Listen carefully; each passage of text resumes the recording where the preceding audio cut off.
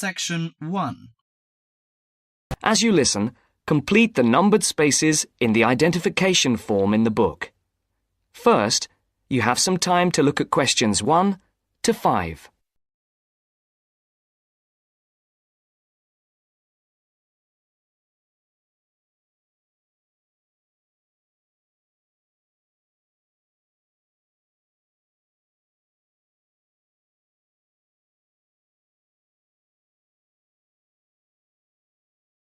You should answer the questions as you listen, because you will not hear the recording a second time. Listen carefully and answer questions 1 to 5. Platinum Card Service, Rebecca speaking. How may I help you? I've got a few problems with my credit card account. Okay. What is your credit card number? Let's see. It's here somewhere. Here it is. Can I just take the card number, please?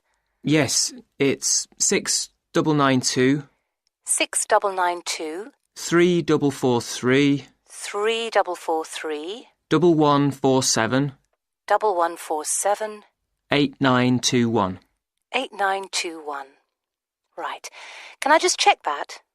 6992 3443 1147 8921. That's it. And your name? Carlos de Silva. I just need to check a few details for identification and security, if you'll bear with me. That's okay. And what's your postcode? SE1 8PB. SE1 8PB. That's it. Vauxhall Close, London? Yes, that's right. And the house number? 43. And can you give me your date of birth? 13th of the 7th, 63. And one further check, if I may. Can you give me your mother's maiden name? Yes, it's Moore. Is that M-O-O-R-E? Yes, that's it. Before the caller and operator continue their telephone conversation, look at questions 6 to 10.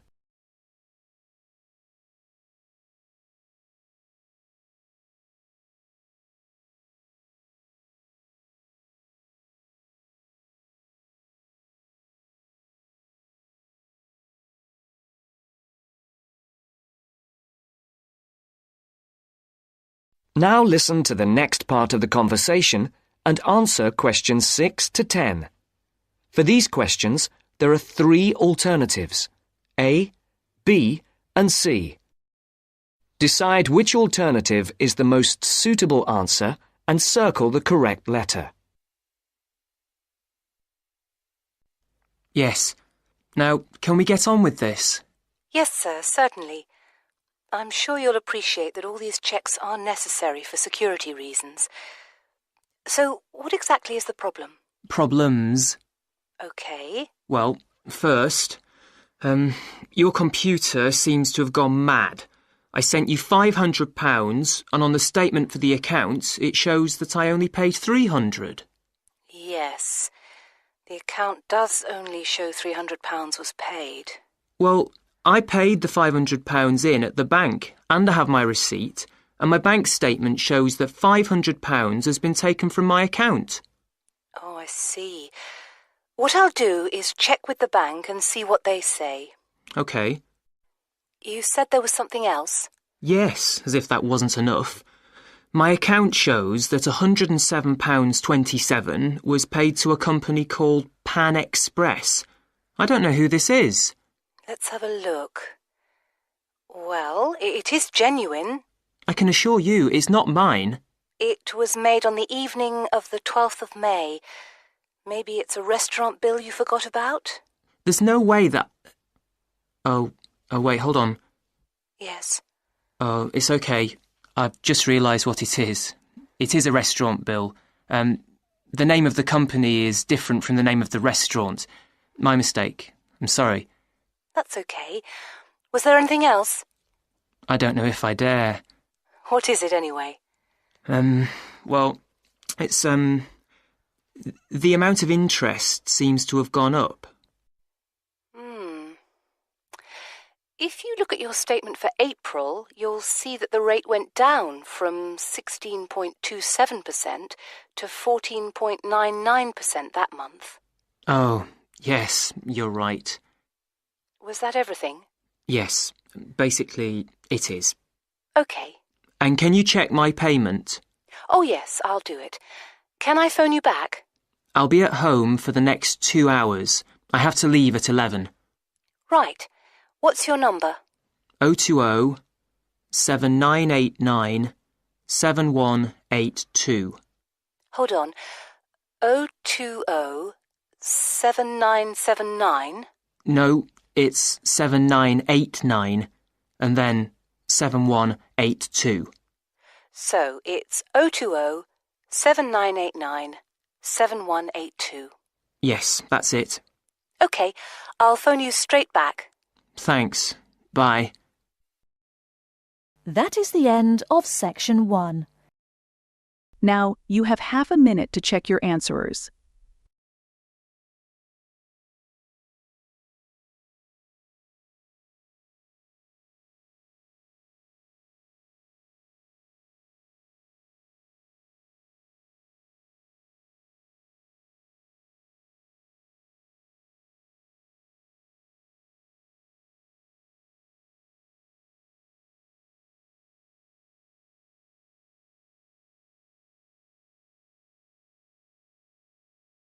Section 2. You will hear someone talking about travelling around New Zealand. First, you have some time to look at questions 11 to 15.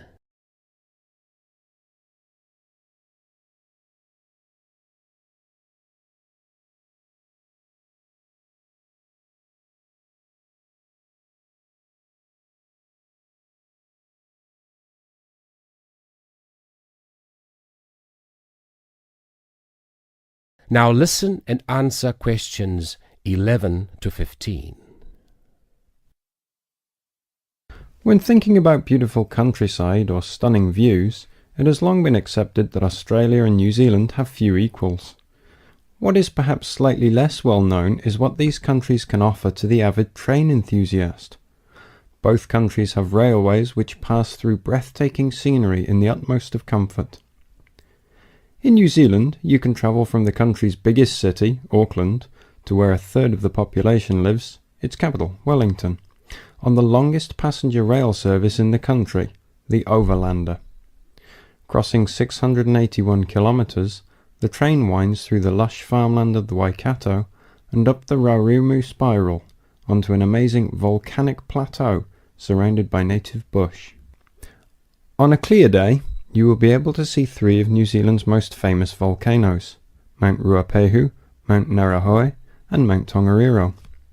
The whole journey can be completed in 11 hours, but for those keen to see a little more of the country, the trip can be extended over 3 or 4 days.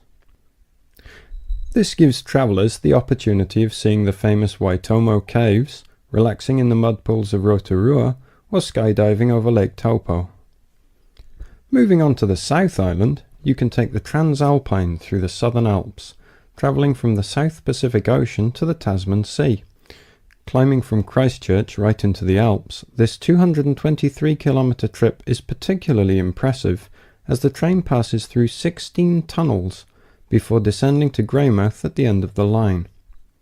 Taking only 5 hours, this is a relatively short trip, but it is worth noting that this journey has been listed as the 6th most scenic rail route in the world. For those that are not so keen on mountains, the South Island has a second option, the Transcoastal. With the sea on one side and the mountains on the other, it again shows some of the best scenery New Zealand has to offer. Also taking 5 hours, one of the highlights of this journey is the opportunities for whale watching. The fortunate few that see whales are well rewarded, but there are more common sights which are just as enjoyable, such as penguins and seals.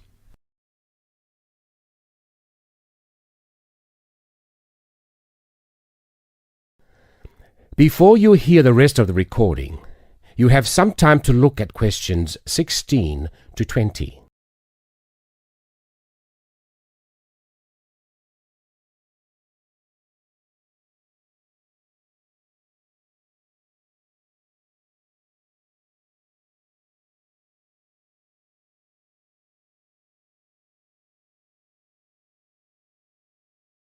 Now listen and answer questions 16 to 20.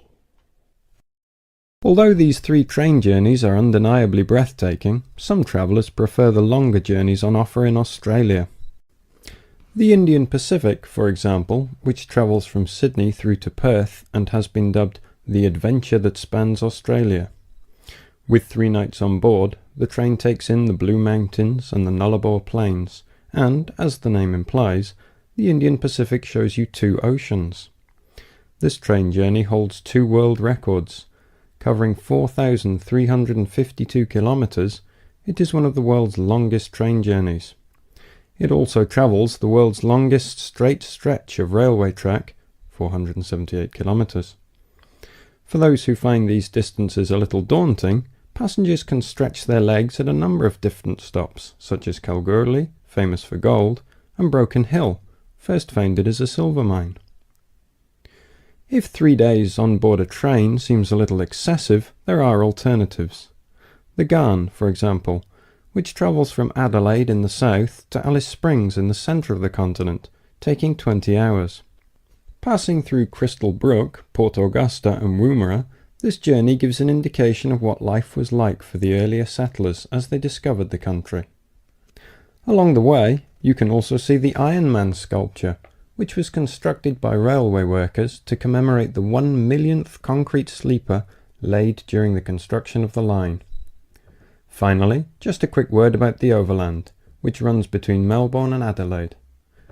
As the first train to travel between the capitals of 2 states, it is a historic as well as relaxing way to travel, and is famous for being the oldest long-distance train journey on the continent. With so many memorable journeys to choose from, the only problem you will have is knowing which one to do first. That is the end of section 2. Now, you have half a minute to check your answers.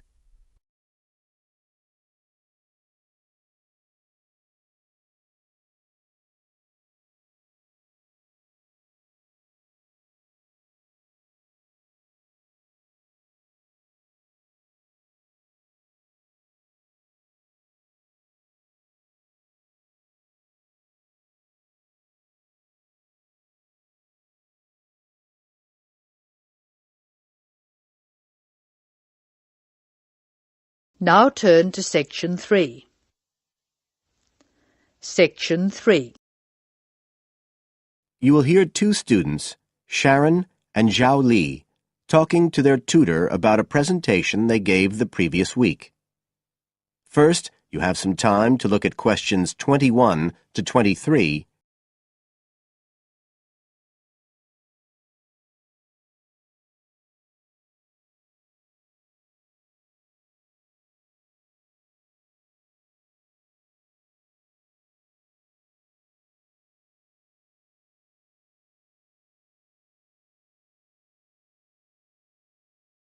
Now listen carefully and answer questions 21 to 23. So, Sharon and Zhao Li, in your presentation last week, you were talking about the digital divide, the gap between those who can effectively use communication tools, such as the internet, and those who can't. And you compared the situation here in Northern Ireland with southeast China. Right, so I asked you to do some self-evaluation, watching the video of your presentation and thinking about the 3 main criteria you're assessed by: content, structure and technique. What do you think was the strongest feature of the presentation when you watched it? Sharon? Well, I was surprised actually, because I felt quite nervous. But when I watched the video, it didn't show as much as I expected. So which of the criteria would that come under? Confidence? That's not actually one of the criteria as such. Zhao Li? Technique? It's body language and eye contact, isn't it? Well, I didn't think I looked all that confident, but I think that our technique was generally good, like the way we designed and used the PowerPoint slides. So, you both feel happiest about that side of the presentation? Yeah. OK, now on the negative side, what would you change if you could do it again? Well, at first I'd thought that the introduction was going to be the problem, but actually I think that was okay. We defined our terms and identified key issues. It was more towards the end. The conclusion wasn't too bad, but the problem was the questions. We hadn't really expected there'd be any, so we hadn't thought about them that much. OK, anything else? Well, like Zhao Li says, I thought the conclusion was okay, but when I watched this on the video, I thought the section on solutions seemed rather weak. Can you think why? Well, we explained what people are doing about the digital divide in China and Northern Ireland, but I suppose we didn't really evaluate any of the projects or ideas. It was just a list, and that was what people were asking us about at the end mostly. You now have some time to look at questions 24 to 30.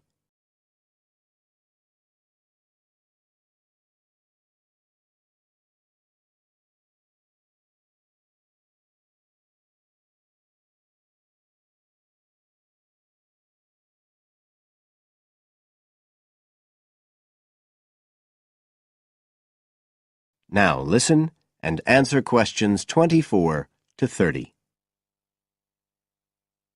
OK. Now, I also asked you to get some peer evaluation from the other students. Yes, well, people said it was interesting, like the fact that in China the internet was used more for shopping than in Northern Ireland. They said sometimes it was a bit hard to understand because we were talking quite fast, but we didn't think so when we watched the video. No, it's a bit different, though, because you know all this information already. If you're hearing it for the first time, you need more time to process it. That's why signposting the structure and organisation of the talk is important. That seemed okay. No one mentioned that as a problem. Some people said that we could have had more on the slides, like some of the other groups had nearly everything they said written up on the visuals as well. But other people said the slides were good. They had just the key points. Yes. And most people said we had quite good eye contact and body language. They all pointed out we'd overrun. They all said we were 5 minutes over. But we timed it afterwards on the video, and it was only 3 minutes. We were a bit unsure about the background reading at first, but I think we did as much as we could in the time. Anyway, no one commented on that under content. But one thing that did come out was that they liked the fact we'd done research on both Northern Ireland and China. Most other people had just based their research on one country. We managed to get quite a lot of data from the internet, although we had to do our own analysis, and we did our own surveys as well in both countries. So the class gave us best feedback for content, but it was all okay. Right. Well, that's quite similar to the feedback I'm giving you. I was very impressed by the amount of work you'd done and by your research methodology. So, actually, I'm giving you full marks for content. 5. The structure of the presentation was good, but not quite as good as the content. So, I gave that 4, and the same for technique. So, well done. Thank you. Now, the next stage is to write up your report. So, just a few pointers for you here. First of all, in your presentation, I think your ending was rather abrupt. You suddenly just stopped talking. Yeah. It wasn't a big problem, but think about your closing sentences in your report. You want to round it off well. One thing I forgot to mention earlier was that I felt a very strong point was that after you'd given your results, you explained their limitations. The fact that we didn't have a very reliable sample in terms of age in China. Yes, that section. So don't forget to include that. And you had some excellent charts and diagrams, but maybe you could flesh out the literature review a bit. I can give you some ideas for that later on if you want. OK, is there anything else you want to ask? No, thank you. Thanks. That is the end of section 3. Now, you have half a minute to check your answerers.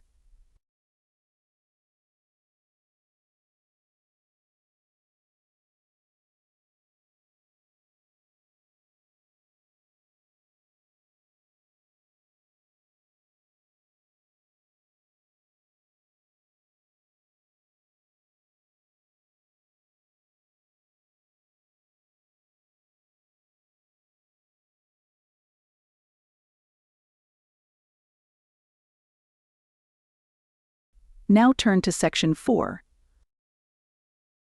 You will hear a tutor giving some business students instructions about a finance project. You now have 30 seconds to read questions 31 to 36.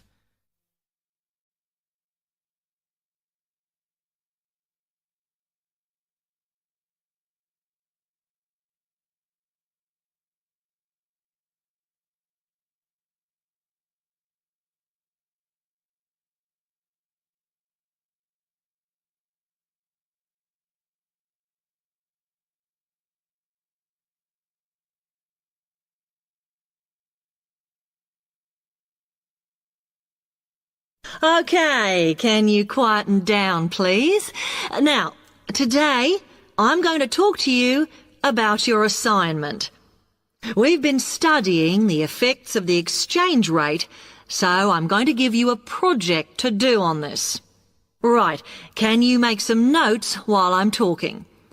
The first thing that I'd like you to do in order to prepare this is to select where you're interested in. I mean, which country, and therefore which currency you're going to be operating in.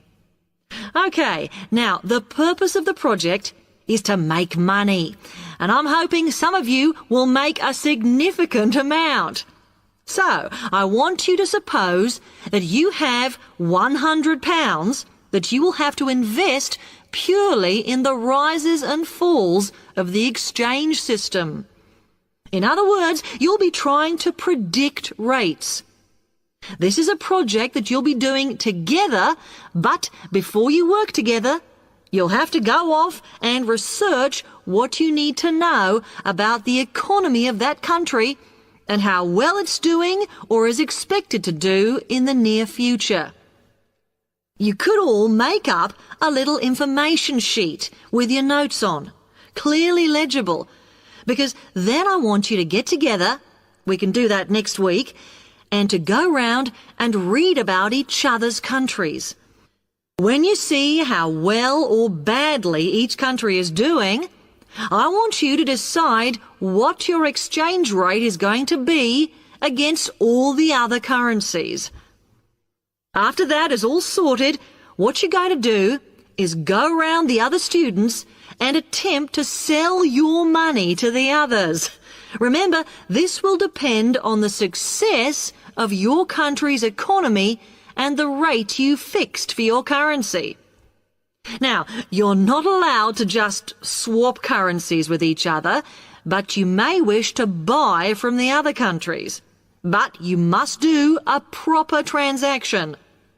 All the way through this, you must keep your accounts properly for each transaction. I'll give you 1 week to do this, and then we will set a time for the deals to finish, a bit like the stock exchange. And at that point, I will ask you to calculate how much you have made. Is that clear? You now have 30 seconds to read questions 37 to 40.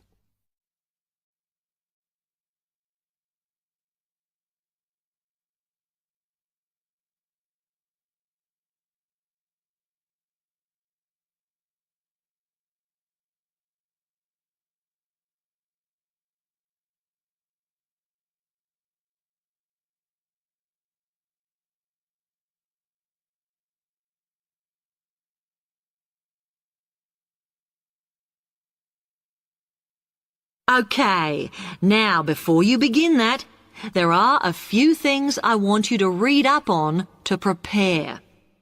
You need to look at the economies of the UK's main trading partners. I don't mean all of them, because that would be over 80, but just the 29 principal ones.